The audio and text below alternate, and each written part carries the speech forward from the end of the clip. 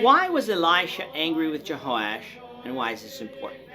This is the question we seek to answer today as we continue our verse-by-verse study of the book of 2 Kings on walking through the Bible.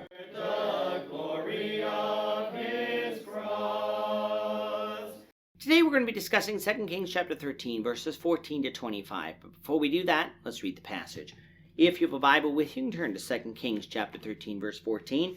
But if you don't have a Bible, don't worry, just follow along with us on the screen. The version that we'll be reading from is the New King James Version. So 2 Kings chapter 13, beginning of verse 14. Elisha had become sick with the illness of which he would die.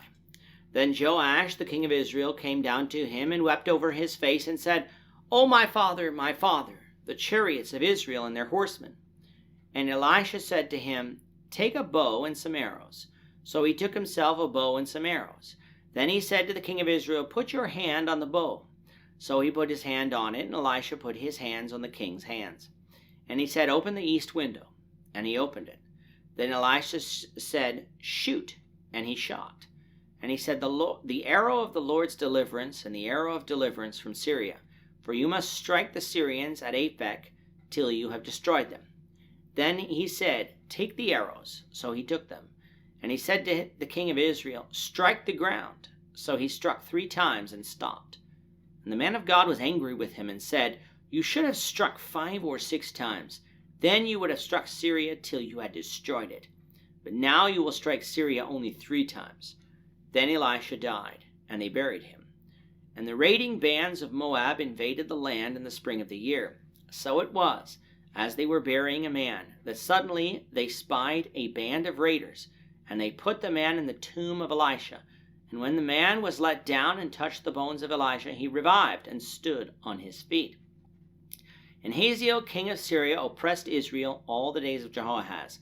But the Lord was gracious to them, had compassion on them, and regarded them, because of his covenant with Abraham, Isaac, and Jacob, and would not yet destroy them or cast them from his presence.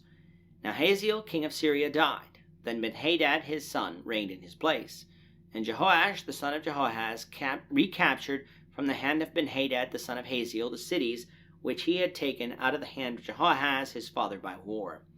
3 times Joash defeated him and recaptured the cities of Israel. In our last lesson, we discussed the reigns of Jehoahaz and Jehoash in Israel, a period covering about 33 years. These kings did evil in the sight of the Lord in that they kept the idols at Dan and Bethel and practiced idolatry. And as punishment for this, Israel was oppressed by Hazael of Syria all the days of Jehoahaz, an oppression that extended into the reign of Hazael's son Ben-Hadad. However, Syria wouldn't completely wipe Israel out due to the humble prayer of Jehoahaz pleading with God for mercy. God heard Jehoahaz's prayer and would grant mercy. However, that would come in the days of Jehoahaz's son, Jehoash. Now, even though we've dealt with the death of Jehoash, the rest of this chapter records for us 2 events that occurred before his death, both of which coincide with God's deliverance of Israel from Syria. The first one is the death of Elisha. Elisha had been the prophet in Israel since the days of Jehoram, meaning he had been a prophet for over 55 years at this point. Thus, the sickness that would result in Elisha's death is likely just a sickness that one gets in old age, and it ends up killing most. During Elisha's time as prophet, Israel has faced great turmoil, usually at the hands of the Syrians, but has also experienced great triumph. And due to the miracles that he performed and the prophecies that he spoke that were fulfilled, it is no wonder that Jehoash, king of Israel, came to him and was saddened at his impending death. To Jehoash, Elisha's death would mean that the protection that he so often afforded Israel would be gone. Would that mean her demise? Well, before Elisha died, he told Jehoash to take his bow, open up the east window, and shoot. Jehoash did just this, and Elisha said that this represented the Lord's deliverance and the arrow of deliverance from Syria. The direction where he shot was Aphek, a city we've seen before as a city that the Syrians fled to in the days of Ahab. Aphek was likely a city on the east side of the Jordan River near the Sea of Galilee, and thus closer to the traditional Syrian borders, making it a likely city for Syria to expand her territory into. Jehoash would defeat the Syrians there, and the Lord would deliver Israel from them. Elisha then told Jehoash to take the arrows and strike the ground. Jehoash did so, striking the ground 3 times. With that action, Elisha became angry, for he said that Jehoash should have struck the ground 5 or 6 times, for had he done so, Jehoash would have defeated Syria until he had destroyed it. Instead, Israel would only defeat Syria 3 times, leaving it as a weakened force, which would later be defeated by the Assyrians. I am sure this distressed Elisha, for he was about to die, and thus no longer be able to protect Israel by the word of the Lord. And since the dead take no part in the things of this world any longer, knowing that the Syrians wouldn't be completely destroyed by Israel, must have led Elisha to believe that they would rise up once again to oppress Israel. Now, of course, this would be true, but only for a time, for the Assyrians were on the rise at this time too, and Syria would eventually be defeated by them before they came and conquered Israel. And so Elisha died and was buried.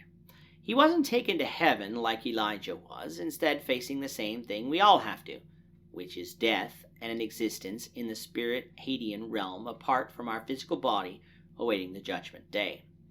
Of Elisha it could be said, though, that he did receive a double portion of Elijah's spirit, for he was a mighty prophet whom God spoke through not only in words, but in deeds. In fact, God even spoke through Elisha following his death, for in the spring, when the Moabite raiders attacked, some Israelites were burying a body when they saw the raiders coming. They hastily put the man in Elisha's tomb, causing some of his bones to touch Elisha's, and miraculously the man revived and stood on his feet after doing so. This was an obvious miracle performed once by God, likely as a sign that the Moabites wouldn't overtake Israel, which they didn't, and the third and final resurrection recorded in the Old Testament. As for the Syrians, Hazael would die not soon after the death of Jehoahaz, which secular history would confirm, and his son Ben-Hadad would reign in his place.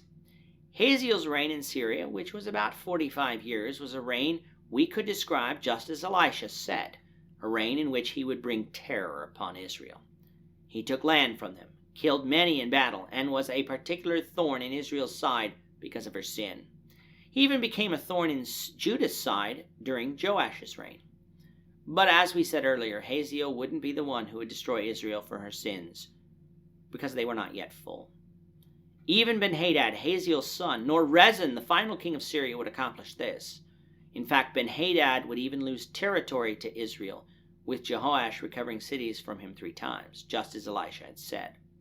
What cities we do not know, but they could very well be the cities mentioned in Amos chapter 6, verse 13, who was a prophet in Israel not long after the death of Elisha. And if these are the cities, they would be Aphek, Karnaim, and Lodebar, cities located on the east side of the Jordan and highlighted now on the screen. Now, even if they reclaimed these cities, that doesn't mean they would control all the land east of the Jordan that was lost during the days of Jehu, just that they started reclaiming some of the cities there. And because Jehoash only struck the ground 3 times, Israel's victories here over Syria by him would be limiting. In chapter 14, we have to catch up the timeline in Judah, looking at the reign of Amaziah, son of Joash, so we hope you return for that. With that, our time is up for today. The Lord willing, we hope you'll join us for tomorrow's discussion of 2 Kings chapter 14, verses 1 to 22, as we continue our walk through the Bible, one verse at a time. Thank you for watching today's episode.